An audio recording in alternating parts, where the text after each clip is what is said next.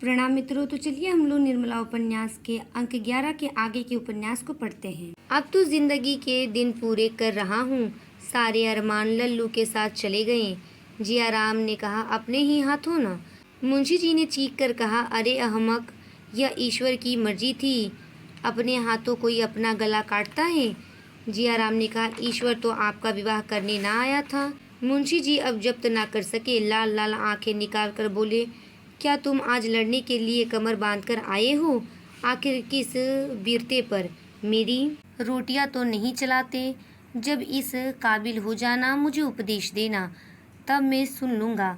अभी तुमको मुझे उपदेश देने का अधिकार नहीं है। कुछ दिनों अदब और तहजीब सीखो। तुम मेरे सलाहकार नहीं हो कि मैं जो काम करूं उसमें तुमसे सलाह लूं। मेरी पैदा की हुई दौलत है, उसे जैसे चाहे खर्च कर सकता हूँ।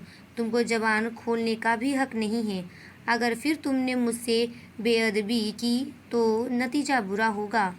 जब मंसाराम जैसा रत्न खोकर मेरे प्राण ना निकले तो तुम्हारे बगैर मैं मर ना जाऊंगा, समझ गए?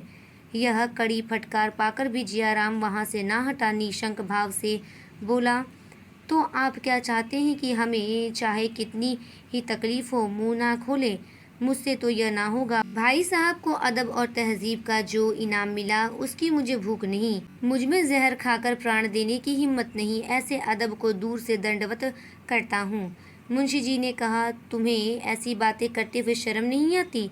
जियाराम ने कहा, लड़के अपने बुजुर्गों ही की नकल करते हैं।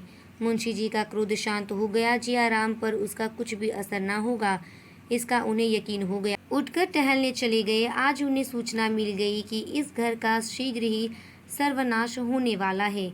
उस दिन से पिता और पुत्र में किसी न किसी बात पर रोज ही एक झड़प हो जाती है। मुंशी जी ज्यों ज्यों तरह देते थे, जियाराम और भी शेर होता जाता था। एक दिन जियाराम ने रुक्मिणी से यहाँ तक कह डाला, बाप है यह समझकर छोड़ देता हूँ, नहीं तो मेरे ऐसे ऐसे साथी हैं कि चाहूँ तो भरे बाजार पिटवा दूँ। रुक्मिणी ने मुंशी जी से कह दिया। मुंशी जी ने प्रकट रूप से तो बेपरवाही ही दिखाई, पर उनके मन में शंका समा गई। शाम को सैर करना छोड़ दिया। यह नई चिंता सवार हो गई। इसी भय से निर्मला को भी न लाते थे कि शैतान उसके साथ भी यही बर्ताव करेगा। जियाराम एक बार दबी जबान में कह भी चुका था, देखूं अब की कैसे इस घर में आती है। मुंशी जी भी खूब समझ गए थे कि मैं इसका कुछ भी नहीं कर सकता। कोई बाहर का आदमी होता तो उसे पुलिस और कानून के शिकंजे में कसते। अपने लड़के का क्या करे? सच कहा है, आदमी हारता है तो अपने लड़कों ही से। एक दिन डॉक्टर सिन्हा ने जियाराम को बुलाकर समझाना शुरू किया। जियाराम उनका अदब करता था, चुपचाप बैठा सुनता रहा। जब डॉक्टर साहब ने अंत में पूछा, आखिर तुम चाहते क्या हो, तो बोला, साफ साफ कह दूं, बुरा तो ना मानिएगा। सिन्हा ने कहा, नहीं, जो कुछ तुम्हारे दिल में हो साफ साफ कह दो। जियाराम ने कहा, तो सुनिए, जब से भैया मरे हैं मुझे पिताजी की सूरत देखकर क्रोध आता है। मुझे ऐसा मालूम होता है कि इन्होंने भैया की हत्या की है और एक दिन मौका पाकर हम दोनों भाइयों की भी हत्या करेंगे। अगर इनकी यह इच्छा ना होती तो ब्याह ही क्यों करते? डॉक्टर साहब ने बड़ी मुश्किल से हंसी रोककर कहा, तुम्हारी हत्या करने के लिए उन्हें ब्याह करने की क्या जरूरत थी? यह बात मेरी समझ में नहीं आई। बिना ब्याह किए भी तो वह हत्या कर सकते थे। जियाराम ने कहा, कभी नहीं, उस वक्त तो उनका दिल ही कुछ और था। हम लोगों पर जान देते थे, अब मुंह तक नहीं देखना चाहते। उनकी यही इच्छा है कि उन दोनों प्राणियों के सिवा घर में और कोई ना रहे। अब जो लड़के होंगे उनके रास्ते से हम लोगों को हटा देना चाहते हैं। यही उन दोनों आदमियों की दिली मंशा है। हमें तरह तरह की तकलीफें देकर भगा देना चाहते हैं, इसलिए आजकल मुकदमे नहीं लेते। हम दोनों भाई आज मर जाए तो फिर देखिए इनकी कैसी बहार होती है। डॉक्टर साहब ने कहा, अगर तुम्हें भगाना ही होता तो कोई इल्ज़ाम लगाकर घर से निकाल ना देते। जियाराम ने कहा, इसके लिए पहले ही से तैयार बैठा हूँ। डॉक्टर साहब बोले, सुनूं क्या तैयारी है? जियाराम ने कहा, जब मौका आएगा देख लीजिएगा। यह कहकर जियाराम चलता हुआ। डॉक्टर सिन्हा ने बहुत पुकारा पर उसने फिरकर देखा भी नहीं। कई दिन के बाद डॉक्टर साहब की जियाराम से फिर मुलाकात हो गई। डॉक्टर साहब सिनेमा के प्रेमी थे और जियाराम की तो जान ही सिनेमा में बसती थी। डॉक्टर साहब ने सिनेमा पर आलोचना करके जियाराम को बातों में लगा लिया और अपने घर लाए। भोजन का समय आ गया था। दोनों आदमी एक साथ ही भोजन करने बैठे। जियाराम को वहाँ भोजन बहुत स्वादिष्ट लगा। बोला, मेरे यहाँ तो जब से महाराज अलग हुआ है खाने का मज़ा ही जाता रहा। बुआ जी पक्का वैष्णवी भोजन बनाती है। ज़बरदस्ती खा लेता हूँ पर खाने की तरफ ताकने को जी नहीं चाहता। डॉक्टर साहब ने कहा, मेरे यहाँ तो जब घर में खाना पकता है तो इससे कहीं स्वादिष्ट होता है। तुम्हारी बुआ जी प्याज लहसुन ना छूती होंगी। जियाराम ने कहा, हाँ साहब, उबाल कर रख देती हैं। लाला जी को इसकी परवाह ही नहीं कि कोई खाता है या नहीं, इसलिए तो महाराज को अलग किया है। अगर रुपए नहीं है तो गहने कहाँ से बनते हैं। डॉक्टर साहब ने कहा, यह बात नहीं है जियाराम, उनकी आमदनी सचमुच बहुत कम हो गई है। तुम उन्हें बहुत दिक करते हो। जियाराम ने हंसकर कहा, मैं उन्हें दिक करता हूँ? मुझसे कसम ले लीजिए, जो कभी उनसे बोलता भी हूँ, मुझे बदनाम करने का उन्होंने बीड़ा उठा लिया है। बेसब बेवजह पीछे पड़े रहते हैं। यहाँ तक कि मेरे दोस्तों से भी उन्हें चिढ़ है। आप ही सोचिए, दोस्तों के बगैर कोई जिंदा रह सकता है? मैं कोई लुच्चा नहीं हूँ कि लुच्चों की सोहबत रखूँ, मगर आप दोस्तों ही के पीछे मुझे रोज सताया करते हैं। कल तो मैंने साफ कह दिया, मेरे दोस्त घर आएंगे, किसी को अच्छा लगे या बुरा। जनाब कोई हो, हर वक्त की धौंस नहीं सह सकता। यह सब मुझसे भी नहीं सहा जा सकेगा। डॉक्टर साहब ने कहा, मुझे तो भाई उन पर बड़ी दया आती है। यह ज़माना उनके आराम करने का था। एक तो बुढ़ापा, उस पर जवान बेटी का शोक, स्वस्थ भी अच्छा नहीं। ऐसा आदमी क्या कर सकता है? वह जो कुछ थोड़ा बहुत कमाते हैं वही बहुत है। तुम अभी और कुछ नहीं कर सकते तो कम से कम अपने आचरण से तो उन्हें प्रसन्न रख सकते हो।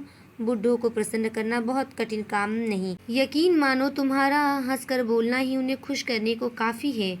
इतना पूछने में तुम्हारा क्या खर्च होता है? बाबूजी, आपकी तबीयत कैसी है? वह तुम्हारी उदंडता देखकर मन ही मन कुढ़ते रहते हैं। मैं तुमसे सच कहता हूँ, कई बार रो चुके हैं। उन्होंने मान लो शादी करने में गलती की, इसे वह भी स्वीकार करते हैं, लेकिन तुम अपने कर्तव्य से क्यों मुख मोड़ते हो? वह तुम्हारे पिता हैं, तुम्हें उनकी सेवा करनी चाहिए। एक बात भी ऐसी मुंह से ना निकालनी चाहिए जिससे उनका दिल दुखे। उन्हें यह ख्याल करने का मौका ही क्यों दे कि सब मेरी कमाई खाने वाले हैं, बात पूछने वाला कोई नहीं। मेरी उम्र तुमसे कहीं ज़्यादा है जियाराम, पर आज तक मैंने अपने पिताजी की किसी बात का जवाब नहीं दिया। वह आज भी मुझे डांटते हैं तो सिर झुकाकर सुन लेता हूँ। जानता हूँ वह जो कुछ कहते हैं मेरे भले ही को कहते हैं। माता पिता से बढ़कर हमारा हितैषी और कौन हो सकता है?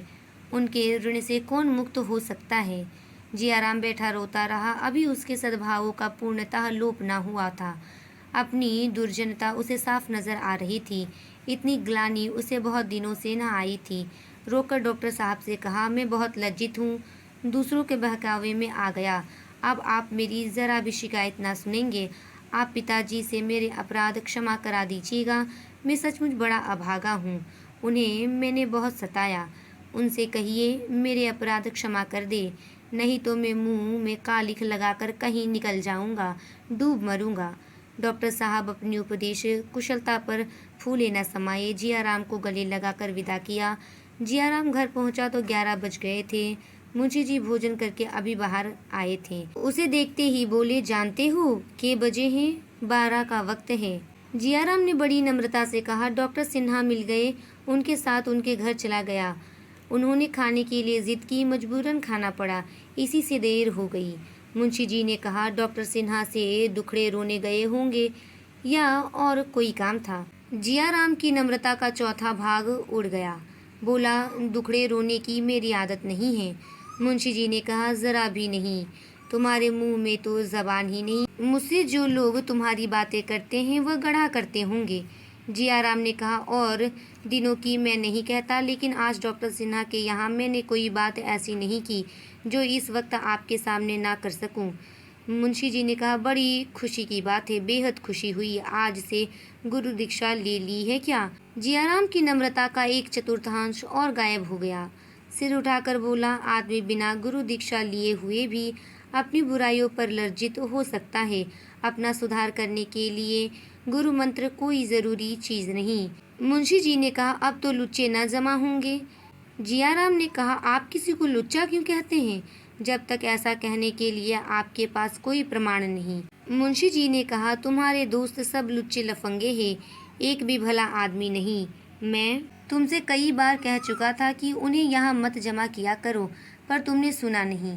आज मैं आखिर बार कह देता हूँ कि अगर तुमने उन शोहदों को जमा किया तो मुझे पुलिस की सहायता लेनी पड़ेगी। जियाराम की नम्रता का एक चतुर्थांश और गायब हो गया। फड़क कर बोला, अच्छी बात है, पुलिस की सहायता लीजिए, देखे क्या करती है। मेरे दोस्तों में आधे से ज़्यादा पुलिस के अफसरों ही के बेटे हैं। जब आप ही मेरा सुधार करने पर तुले हुए हैं तो मैं व्यर्थ क्यों कष्ट उठाऊं। यह कहता हुआ जियाराम अपने कमरे में चला गया और एक क्षण के बाद हारमोनियम के मीठे स्वरों की आवाज़ बाहर आने लगी। यहीं पर निर्मला उपन्यास का अंक 11 समाप्त होता है। इसके आगे के उपन्यास को हम अगली वीडियो में पढ़ेंगे। तब तक के लिए धन्यवाद।